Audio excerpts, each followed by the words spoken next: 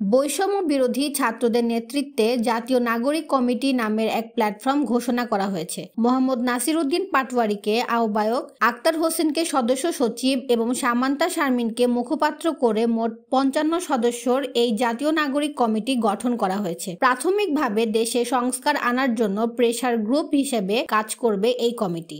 ৮ September রবিবার বিকেলে কেন্দ্রীয় শহীদ মিনার থেকে এর ঘোষণা দেওয়া হয়। কমিটিতে সদস্য হিসেবে রয়েছেন জনপ্রিয় কন্টেন্ট ক্রিয়েটর সালমান মুক্তাদির। সদস্য তালিকায় ৫৪ নম্বরে তার নাম রয়েছে। মোহাম্মদ নাসিরউদ্দিন পাটোয়ারী বাংলাদেশ ছাত্র ফেডারেশনের ঢাকা বিশ্ববিদ্যালয় শাখার সাবেক নেতা। ২০২২ সালের ২০ সেপ্টেম্বর এবি পার্টিতে যোগ দেন তিনি। সর্বশেষ ঢাকা বিশ্ববিদ্যালয় ছাত্র সংসদ নির্বাচনে সমাজসেবা সম্পাদক প্রার্থী ছিলেন নাসিরউদ্দিন। কমিটির মুখপাত্র সামান্তা শারমিন ঢাকা বিশ্ববিদ্যালয়ের চারুকলা অনুষদের সাবেক শিক্ষার্থী।